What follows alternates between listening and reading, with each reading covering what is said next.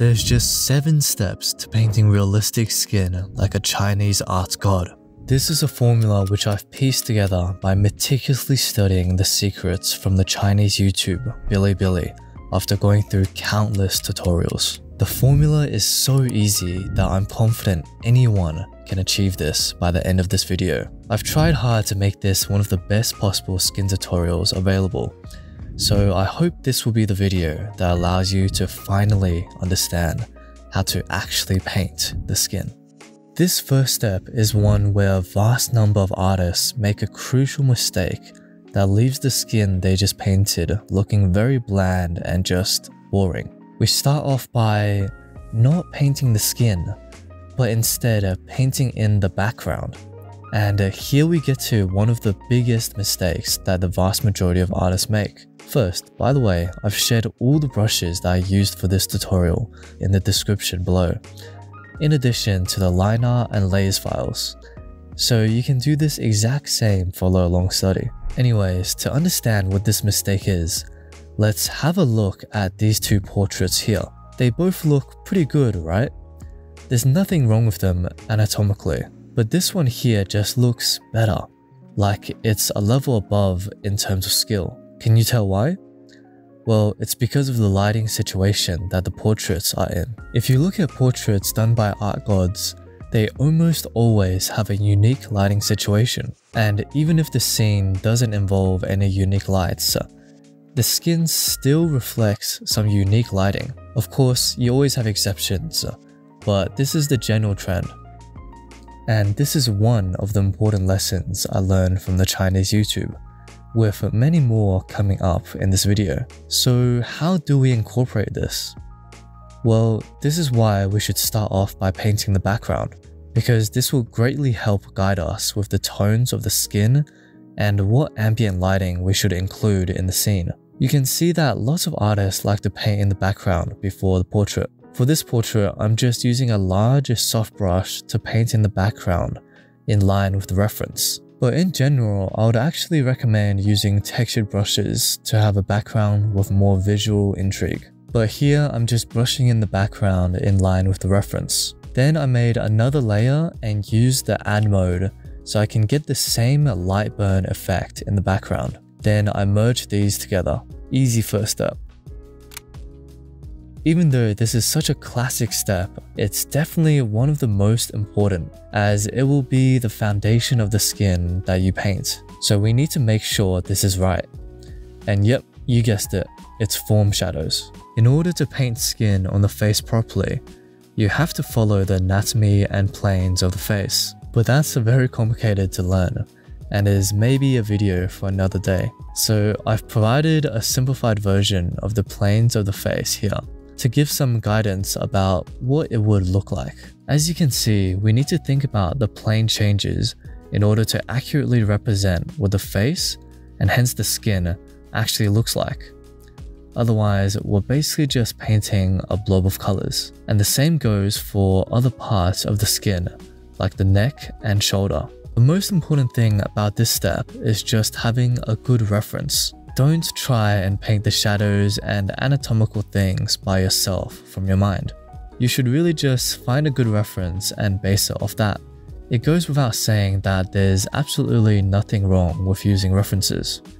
Make sure to use a good reference as a guide when you use this 7-step formula onto your own paintings. And in the future, if you're trying to paint skin on your own, I would recommend looking for references where there is clear and defined form shadows present, just like this reference. This will make things a lot easier for you, and we're just trying to follow the planes of the face and add 3-dimensionality to our portrait, which is vital for semi-realistic skin. Same for all other parts of skin.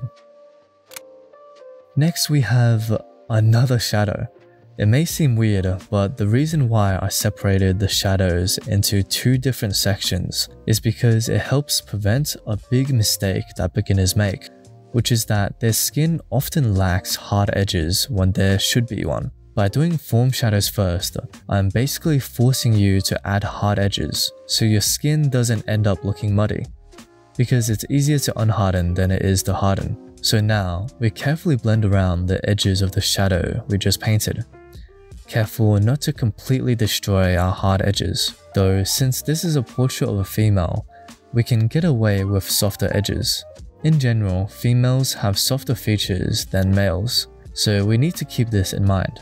We also paint in softer shadows that may be a result of more subtle curvatures in the skin, like on the forehead. We can use multiply again for this. I'd count the shadows from the hairs in this step as well, since it's not a shadow as the result of the planes of the face. And now, I would suggest duplicating this layer, storing it away, and then merging these two layers together. This way we don't have any multiply layers anymore. The reason for avoiding painting with multiply is because for portraits, especially semi-realism portraits, a prevalent and important technique that artists use involves constant color picking and the blending of the skin. If you use multiply, then when you color pick to blend the colors, it will mess things up. So that's a pretty neat tip to keep in mind. And while, trust me, I know it's scary to do everything on one layer, but doing it like this will make the blending process much less frustrating. If that doesn't quite make sense to you, then you can join my new free Discord and you can ask for some guidance from fellow artists there. I'll also be releasing details about an extended version of this video along with exclusive videos about how to grow social media, make money from your art, and more. I mean, it's literally a free Discord, so might as well come join us. Link in description. Now, how can we have a skin tutorial without talking about this? You might be sick of hearing about it, but it really is important to go over just what is subsurface scattering. Because if you don't understand this one principle, your skin will end up looking dull and lifeless. Skin isn't like a hard surface. Instead of just absorbing light, it lets light pass through, creating that soft, warm glow, especially in areas like the cheeks, nose, and ears. This is why shadows aren't just dark areas. The terminator, the transition between light and shadow, actually has a soft red glow. And to paint realistic skin, we naturally have to add it when needed. So let's take a saturated red or peachy tone, lower the opacity of our brush, and softly blend it into the shadow transition. This makes the skin look more alive. Using the right brush here is important, so that you're not fighting against the brush. Too soft is bad, too hard is bad, but this brush I've provided works pretty well here. Additionally, we need to add some blush to the skin as well. Very simple. Just use a soft airbrush and lightly brush over the cheeks, nose, and ears. Also, add some blush to the neck and shoulders. Now, the stage we've all been waiting for. Something so small and yet so impactful. Yep, you guessed it, it's the highlights. But this doesn't mean we just start painting bright white highlights everywhere, which is a mistake that beginners make. Instead, you can see that Wallop actually only added 2 tiny bright white highlights in this. So by highlights, I'm also talking about the soft, diffuse light we can see on the planes like the forehead, chin, and neck. Let's first start with the diffused highlights. Just using this soft brush again to gently add some light to the skin. Again, it's all about planes and using a good reference. Then making the sharp highlights should be pretty easy. Just don't be afraid to make it sharp and use a proper hard brush. The diffused highlights are just as important as the sharp ones, and they are often overlooked. Throughout the process of painting skin, you should always switch back and forth to grayscale to check and make sure your values are not too dark and not too shallow. Grayscale makes it much easier to spot these mistakes. This is quite an advanced step that really took me a while to truly understand and be able to incorporate, but it is vital for semi-realism. And this is bounce light. Skin is lightly reflective, even in shadow. There's usually some light bouncing back onto the skin from the environment. For example, if the person is in the desert, there will be some subtle yellow hues on the skin from the desert. If they are outdoors, blue skylight might subtly reflect onto the sides of their face. And here's something that kind of blew my mind when I first heard about it. The shadow color is influenced by the surrounding environments. Meanwhile, the light color is affected by the lighting situation. This separation of the two concepts made the idea of painting bounce light much easier for me.